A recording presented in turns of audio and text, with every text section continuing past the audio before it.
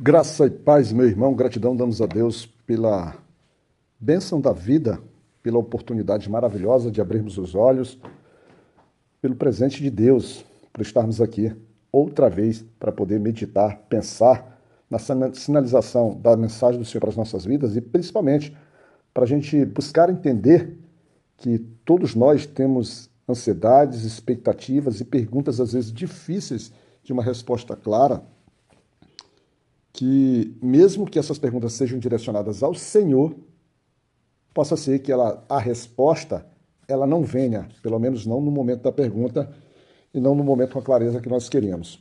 Quando nós mergulhamos hoje, dia 8 de março de 2026, um dia que a gente faz uma parte aqui no nosso país, celebra a presença das mulheres na nossa vida, porque é um dia dedicado a elas, principalmente porque ao longo do tempo as mulheres, devido à dureza do coração do homem ou à incapacidade do homem de colocar em prática aquele mandamento em que diz que o homem deve amar a mulher, que é, vamos dizer assim, dever, que é uma responsabilidade do homem, deveria ser um dos interesses do homem, se não primário, mas secundário. Não digo primário porque o amor a Deus é a primariedade da vida do homem, mas o amor à sua esposa deveria vir logo em seguida, e ele não consegue pôr em prática, acaba às vezes transformando a vida da mulher em um terror. E isso, ao longo da história, a gente vê isso com bastante acentuamento, ou seja, de forma muito acentuada.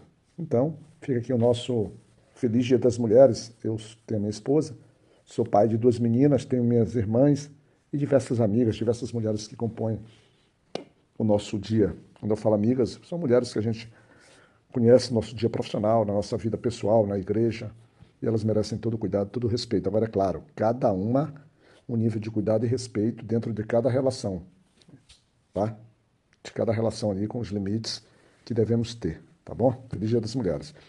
Então, aqui, hoje, nesse dia, a gente, no capítulo 12 do livro de Jeremias, a gente vai iniciar no primeiro versículo, e diz: Justo seria, Senhor, se eu apresentasse a minha causa diante de ti. No entanto, preciso falar contigo a respeito da justiça, porque os caminhos dos ímpios prosperam, porque todos os traidores vivem em paz. Quando a gente vai analisar esse verso, e na Bíblia que eu estou trabalhando, que é NA 2017, ele já nos dá um caminho daquilo que é essa inquietação do profeta Jeremias, porque o profeta Jeremias, ele, como todo e qualquer ser humano, ele acaba enxergando o que está acontecendo na vida prática, né? E compara sobre aquilo que ele tem aprendido sobre o Senhor, que é o processo da justiça de Deus, da sabedoria de Deus, que diz que Deus é justo e a vontade dele é perfeita e agradável. Então, esses conceitos que acabam, vamos dizer assim, entrando no nosso coração, é o que nos sustenta na nossa caminhada de Deus.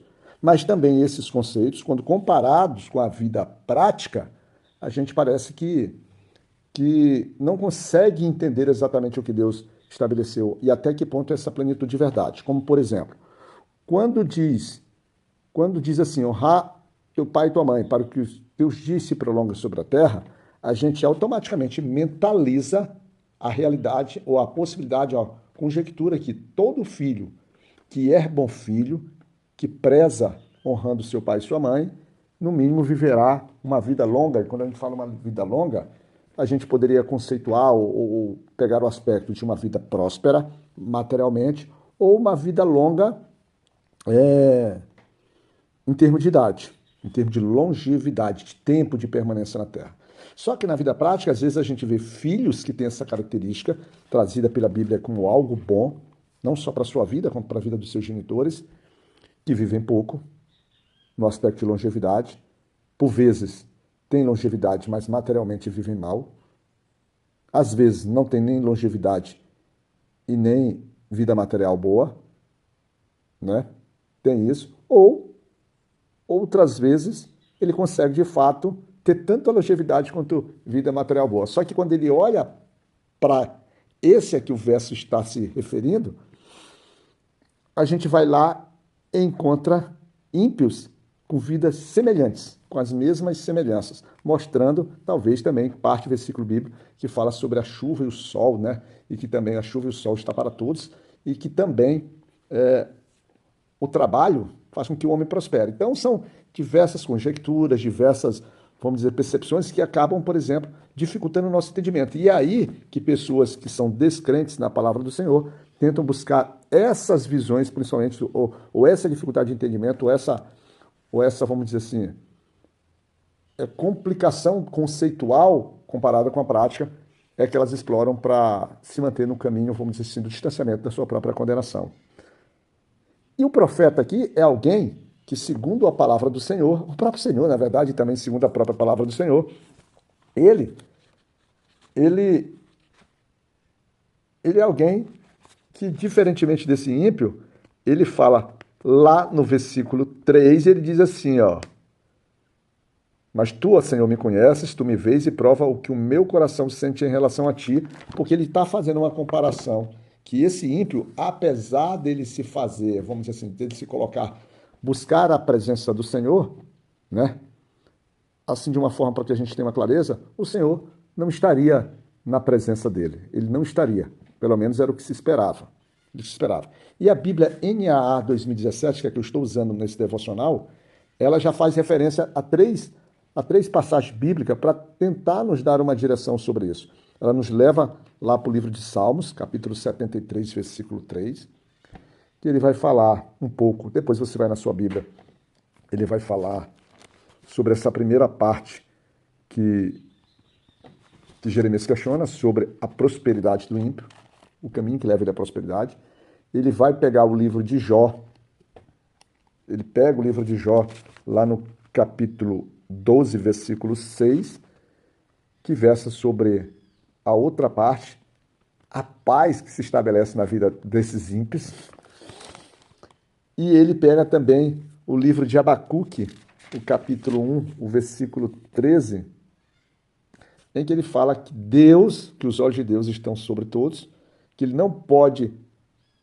Deus não pode tolerar o mal, isso já é uma característica de Deus, que ele não tolera o mal, mas ele faz uma parte, uma pergunta, ele diz assim: se ainda assim, então, por que então toleras os traidores e te calas?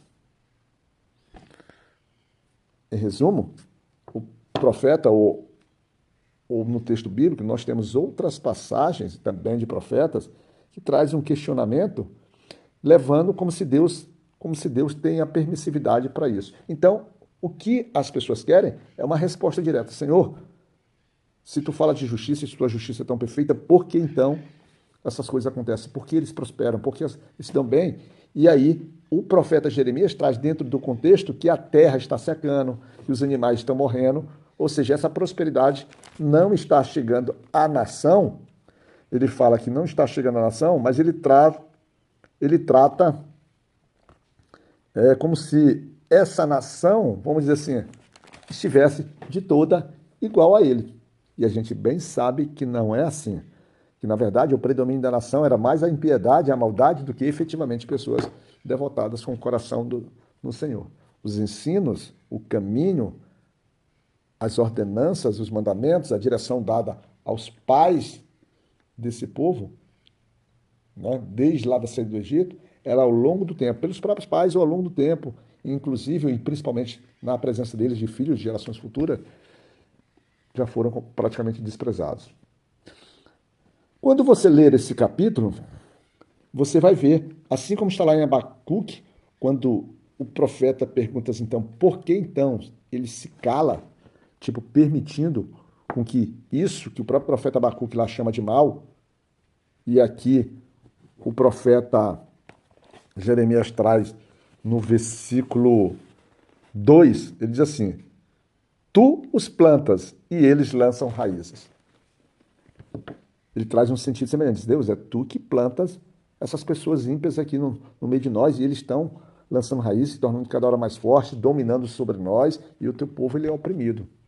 Lembra quando, nos versículos anteriores, dos capítulos anteriores abordados nos nossos devocionais, que a gente fala sobre os maus pastores? E aí eu não quero que você enxergue os maus pastores apenas como tua liderança espiritual, como hoje nós os vemos. Falou em pastor hoje, veio, mas sim como falsas lideranças, homens que estão à frente de uma nação, moral e politicamente, socialmente. É o que está acontecendo, é uma nação feita isso. Só que Deus tem soberania. E Deus não é obrigado a nos responder as questões de uma forma clara. Deus tem o seu próprio lidar, a sua própria percepção. E, de fato, esse capítulo ele não traz uma resposta clara, mas ele traz, na verdade, que a ação desse povo que predomina, ou desses ímpios, desses iníquos, desses imorais, desses profanos, desses adultos, desses ladrões que estão condenando a terra, de fato pioraria a vida da própria terra. Isso, em tese, tanto para justos quanto para ímpios. Sendo que nós temos sempre que pensar que no meio dessa turbulência, Deus coloca os seus anjos, então faz uma fortaleza ali para proteger os seus, de modo a garantir com que eles, no meio da tribulação que se anunciaria, que seria o exílio, né? Quando ele faz uma mensuração do exílio, esses que estariam no meio, mas na condição de justos, eles seriam preservados. Então, o lidar de Deus, o tratar de Deus, ele é diferente. Mesmo que os nossos olhos não consigam enxergar, a nossa mente não consiga de fato compreender e não há clareza, mas o nosso coração tem que descansar e vir dessa forma. E aí, Deus sinaliza que se as coisas,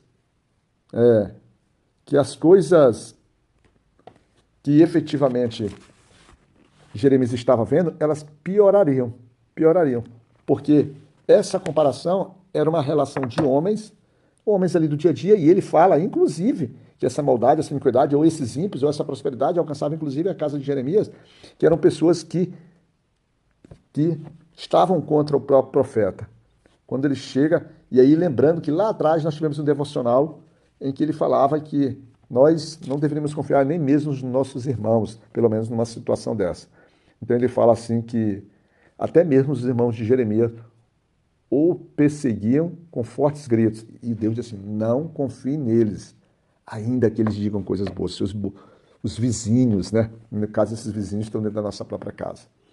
E aí Deus sinaliza que, na verdade, homens que vêm a cavalo, que também eram ímpios, também prosperariam, porque viriam agora sobre o juízo de Deus, sobre o povo de Deus, e alcançariam também, aos olhos de Jeremias, essa prosperidade, eles viriam. E Jeremias não estaria preparado para competir com eles, ou até mesmo para entender. Mas o que Deus vai trazer, quando você ler o resto do capítulo, é uma certeza.